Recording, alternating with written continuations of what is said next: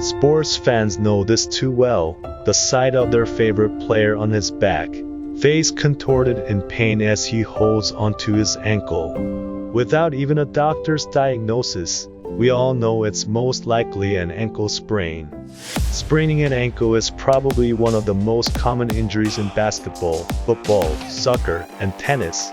But, believe it or not, even common folks like you and me are as prone to this injury as sports athletes. Why is that so? This episode of AHA, so that's why we'll tackle this topic. But before we proceed, please don't forget to like this video. Also, please subscribe to our channel. Doing so will push us to create more fun and informative videos just for you. Now, back to our question. Why is ankle sprain so common? Well, the simple answer is because ordinary people put a lot of stress on the ankles and the feet as a whole while doing everyday things. It could just be walking, running, doing exercises, or carrying a load. For athletes in basketball, tennis, football, or soccer, the stress on their feet is magnified several times. This is because they need to do a lot of cutting action, jumping, twisting, or rolling.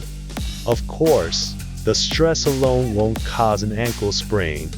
It's when a person turns their ankle in an awkward way.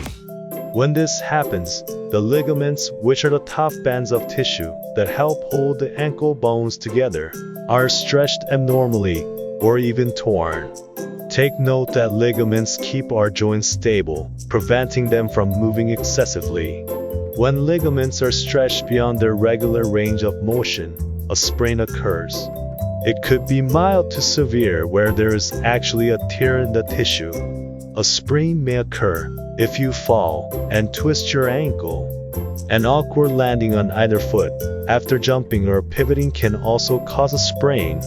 In basketball, one common reason for a sprain is a player stepping or landing on the foot of another.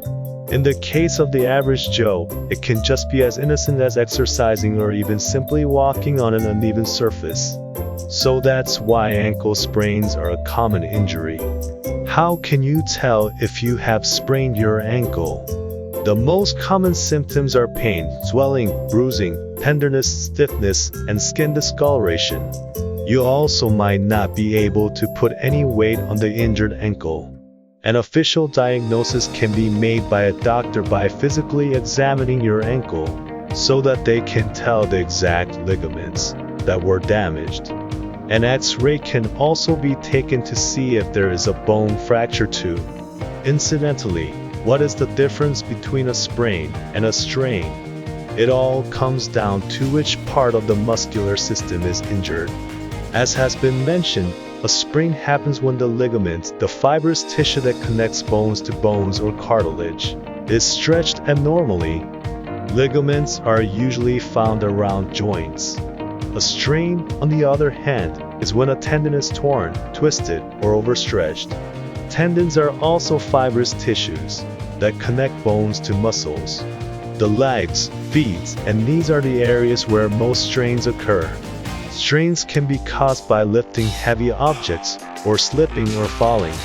Sometimes, even simply running, throwing, or jumping can cause a strain. Experts on sprains and strains recommend a 4-step method known as r.i.c.e to give relief to either condition. R stands for rest, which means no physical activity.